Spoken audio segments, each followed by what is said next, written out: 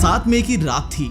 चांद आधा था लेकिन आसमान में कुछ पूरा होने जा रहा था। इंडिया की फिजा में अजीब सी खामोशी थी। एक तूफान आने वाला था, लेकिन ये तूफान हवा से नहीं, फाइटर जेट से उड़ने वाला था। ठीक 12:45 बजे रात को 6 इंडियन एयरफोर्स के फाइटर जेट्स ने उड़ान भरी। सबका मिशन क्लियर था, पाकिस्तान की धरती पर मौजूद उन टेरर ठिकानों को खत्म करना जिन्होंने कश्मीर में हमारे 29 जवानों को और 5 आम नागरिकों को मार डाला था। और आतंकियों ने हंसते हुए कहा था, जाके मोदी को बता देना। बस वहीं से शुरू हुआ ऑपरेशन सिंदूर। कसम थी उस सिंदूर की जो बह गया था, उन आंखों की जो अब हमेशा सुनी रहेगी, उन बच्चों की जिनका बचपन छिन गया था। इस बार कोई ट्वीट नहीं किया गया, कोई प्रेस कॉन्फ्रेंस नहीं हुई, सिर्फ एक लाइन चली, वी आर कमिंग। इस ऑपरेशन का हर सेकंड प्लान किया गया था। एनएसए अजीत डोभाल खुद कमान संभाले हुए थे। 12 दिन तक प्लानिंग चली।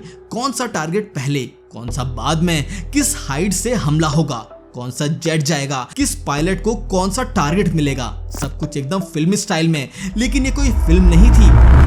हमारा पहला अटैक हुआ मरकज सुभान अल्लाह कैंप पर, बहावलपुर पाकिस्तान में। वहीं पर जैश ए मोहम्मद का हेडक्वार्टर था। वहीं पर अब्दुल रऊफ अजहर छिपा था, वही जिसने IC 814 की हाईजैकिंग करवाई थी। और वहीं थे उसके भाई मसूद अजहर के 10 घर वाले। एक ही हमले में पूरी बिल्डिंग मिट्टी में मिला दी गई। फिर दूसरा अटैक हुआ मुरिदके में, लश्कर-ए-तैयबा का अड्डा, जहां कसाब और डेविड हेडली ट्रेन हुए थे। यहां से पूरे इंडिया में हमला करवाया जाता था। अब वहां सिर्फ धुआं और बिखरे हुए बंकर बचे थे। तीसरा अटैक हिजबुल मुजाहिदीन के ट्रेनिंग सेंटर पर POK में, जहां LOC के पास से लड़ाके भेजे जाते थे। वो पूरा इलाका ही खाली हो गया। हमारे हैमर बम, स्कैल्प मिसाइलें और कामिकाजी ड्रोन ने एक के बाद एक ठिकानों को उड़ाना शुरू कर दिया। कुल 9 टारगेट, 5 POK में, 4 पाकिस्तान के अंदर, और टाइमिंग बस 30 मिनट। करीब 70 आतंकी मौके पर ही मारे गए और 60 के करीब घायल। सबसे इमोशनल मोमेंट आया अगली सुबह। मीडिया के सामने 2 अफसर खड़ी थी। एक थी विंग कमांडर व्योमिका सिंह और दूसरी colonel Sofiya Qureshi. The locations were so selected to avoid damage to civilian infrastructures and loss of any civilian lives. 8 मई की सुबह पाकिस्तान में सूरज उगा, लेकिन रोशनी नहीं, खौफ लेकर। रात को हुए हमलों की खबर जैसे ही बाहर आई, वहां की मीडिया, मिलिट्री और हुकूमत सबके होश उड़ गए। इस बार इंडिया सिर्फ घुसा नहीं था, इस बार लिस्ट बना के आए थे। Targeted, timed and total destruction. पाक आर्मी के अंदर अफरा तफरी मच गई। ISI अफसरों की रातों की नींद गायब हो चुकी थी। पाकिस्तान ने पहले तो साफ मना कर दिया कि ऐसा कुछ नहीं हुआ, कोई हमला नहीं हुआ, लेकिन सैटेलाइट इमेजेस एंड लोकल्स की वीडियोस ने सब राज खोल दिए। धुआं उड़ता हुआ लाशें बाहर निकाली जा रही थी और चिल्लाते हुए आतंकी। उधर इंडिया में माहौल बिल्कुल अलग था। पूरा देश जश्न में था, लेकिन ये जश्न चुपचाप मनाया जा रहा था, जैसे किसी ने अंदर से एक सुकून की सांस ली हो। लोग मोमबत्तियां जला रहे थे, उन बहनों के नाम जिनके सिंदूर मिटा दिए गए थे।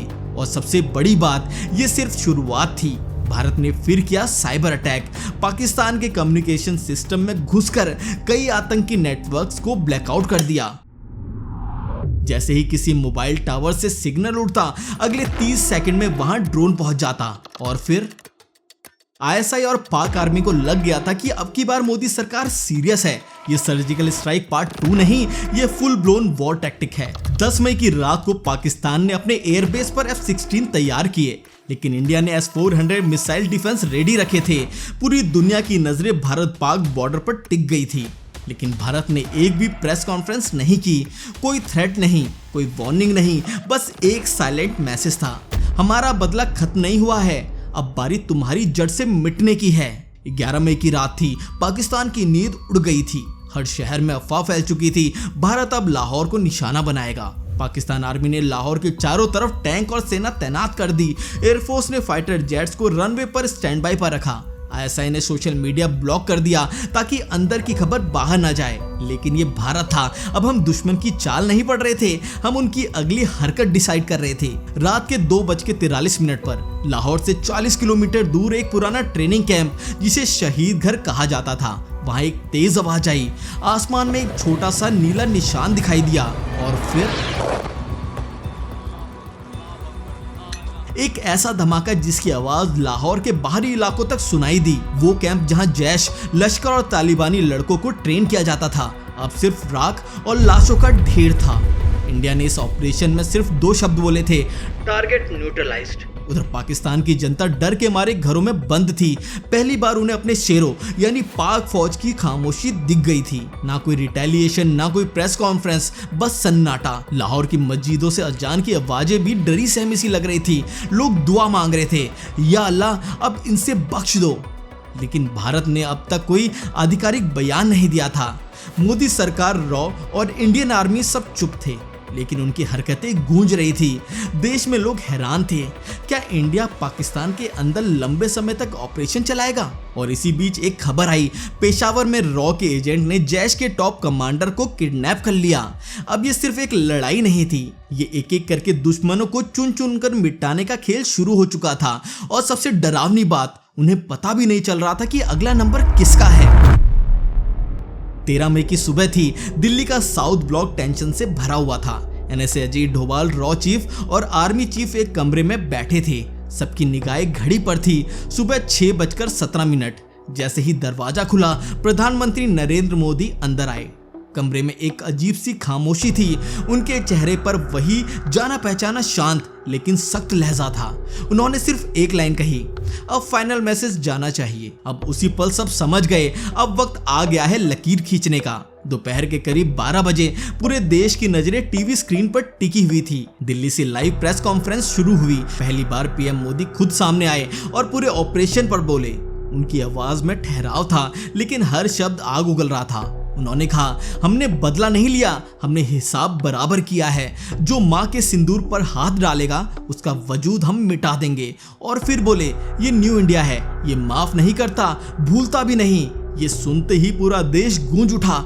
न्यूज चैनलों पर जय हिंद, सोशल मीडिया पर ऑपरेशन सिंदूर सक्सेस ट्रेंड करने लगा। लोग खुशी से रोने लगे, कुछ छतों पर तिरंगा लहराने लगे। ये सिर्फ एक सैन्य जीत नहीं थी, ये एक भावना थी, एक संदेश था दुनिया को कि भारत अब सहता नहीं, जवाब देता है। और ऐसा जवाब देता है जो इतिहास में दर्ज हो जाता है। पाकिस्तान की सरकार जिस तरह आतंकवाद को खाद पानी दे रहे हैं, वो एक दिन पाकिस्तान को ही समाप्त कर देगा। तो दोस्तों, ये थी ऑपरेशन सिंदूर की एक ऐतिहासिक कामयाबी की पूरी कहानी, जो सिर्फ एक जवाब नहीं था बल्कि एक चेतावनी थी उन सब के लिए जो भारत की तरफ आंख उठाकर देखते हैं। लेकिन कहानी यहीं खत्म नहीं होती। इस ऑपरेशन के बाद क्या क्या कदम उठाए गए, इंटरनेशनल लेवल पर क्या रिएक्शन आया और ग्राउंड पर अब क्या ताज़ा हालात हैं, ये सब कुछ हम आपको बताएंगे आने वाली वीडियोस में। अगर आपको हमारी आज की ये वीडियो पसंद आई तो इसे लाइक और हमारे चैनल को सब्सक्राइब करना बिल्कुल ना भूलें। तो मिलते हैं अगली वीडियो में।